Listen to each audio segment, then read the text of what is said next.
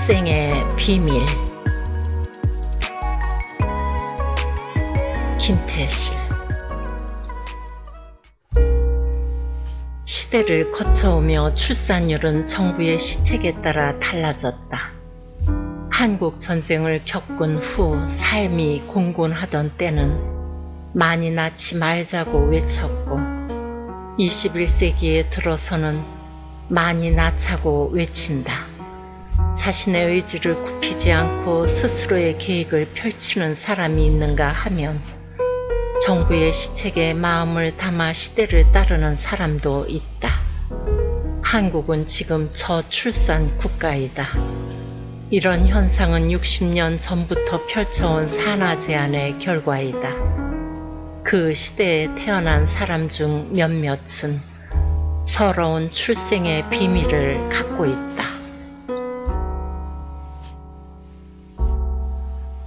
아들 셋, 딸 셋을 자식으로 둔 부모님은 어쩌다 생긴 7번째 생명을 귀하게 생각하지 않았다. 생기는 대로 낳던 시대인 6가지는 괜찮은데 많이 낳지 말자고 외치는 시절인 7번째는 없어야 했다. 정부 시책에 충실한 부모님의 7번째 아이는 필요 없었다. 어머니는 아이를 지우기 위해 높은 곳에서 뛰어내리고 뒹굴고 쓰디쓴 소태를 먹기까지 했다. 온갖 비법을 다 썼는데도 아이는 떨어지지 않았다. 당시 병원을 가지 않고 할 수 있는 유산의 방법은 별다른 게 없었다. 형제들을 통해 생생하게 듣는 아이 지우기 프로젝트는 실감났다. 너를 지우기 위해 엄마가 얼마나 애썼는데 하는 증언을 수시로 들어야 했다. 나는 세상에 없어야 할 생명이었다. 어쩌다 생겨 어쩔 수 없이 태어난 목숨이었다. 그런 반면에 일찍 독립한 언니 오빠들에 비해 가장 오래 부모님과 함께 살았다. 6명의 형제가 무서워하는 아버지의 무릎은 내 의자였고 어머니의 품은 내 놀이터였다.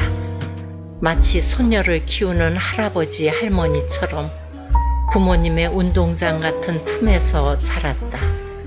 중고등학생 때 부모님이 학교에 모이는 날이면 어머니는 한복을 입고 쪽진 머리에 비녀를 꽂고 왔다. 친구들의 현대판 엄마와 비교되는 누가 봐도 옛날 할머니다. 어머니는 늦게 생명을 탄생시킨 기쁨을 만끽하며 행복한 노년을 지냈다.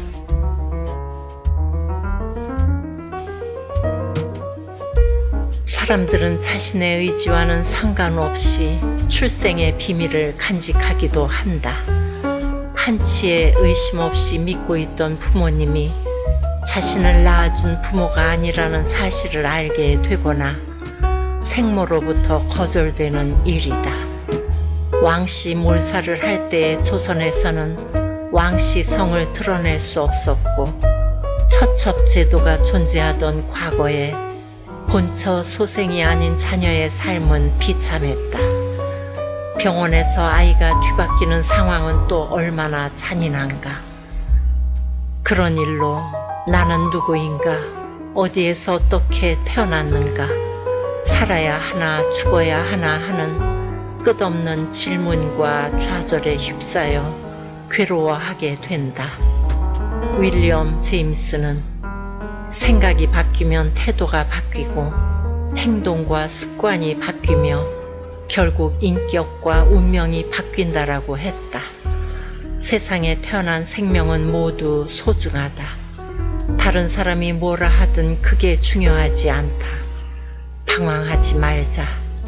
인생은 스스로 살아내야 하는 숙제이기에 어떻게 사느냐가 더 중요하다.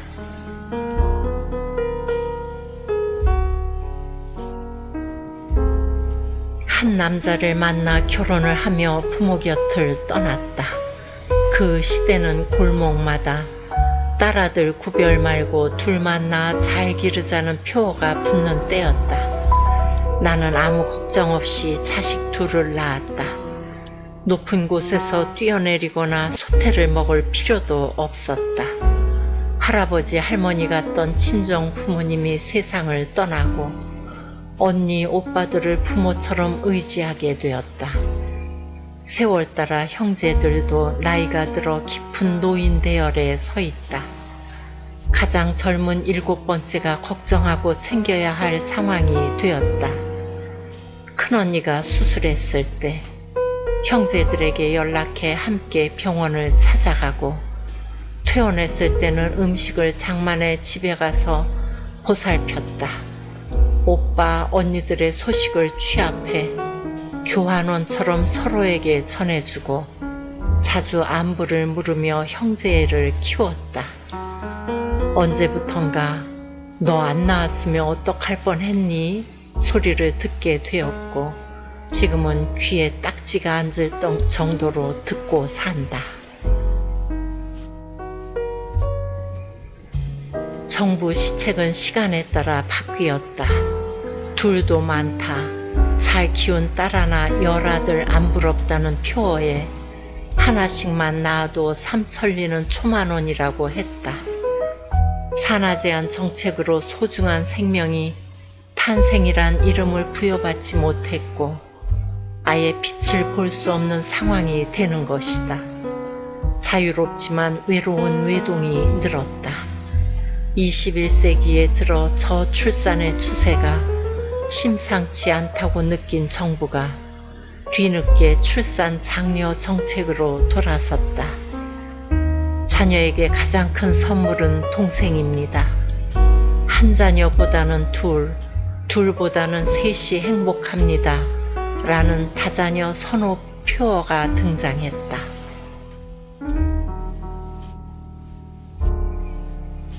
시대 따라 표어가 달라지듯 사람들의 생각도 달라졌다. 가임기 여성이 결혼을 하지 않는 추세가 늘고, 결혼을 해서도 자신의 삶을 소중히 여기는 경향이 크다. 많은 젊은이가 한 사람의 인격체로서의 삶을 더 가치 있게 생각한다. 자식 뒷바라지에 매달려 재능이 퇴화하다 무능해지는 인생으로 살고 싶지 않다는 뜻이고, 자신의 꿈을 펼치며 살겠다는 주장이다.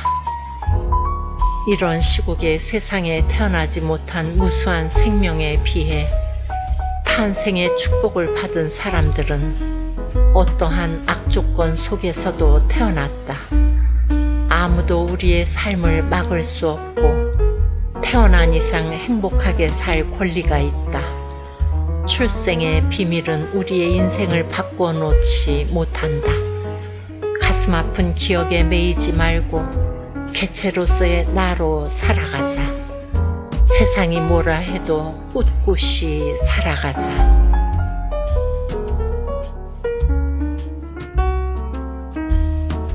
살아갈 수 있는 기회를 주신 부모님께 감사한다. 인생은 바람 불고 비 올 때도 많지만 맑고 행복한 날이 더 많다. 세상에 없었을 사람이 세상과 마주하는 일은 무엇과도 바꿀 수 없는 복이다. 그 어떤 슬픔이 우리를 좌절하게 만들까? 어떤 폭풍이 우리의 생을 꺾을 수 있겠는가? 비록 축복받은 출생은 아니었을지라도 축복의 삶은 살 수 있는 것이다. 그것은 온전히 자신이 선택할 수 있는 길이다. 나는 없어서는 안 될 소중한 사람.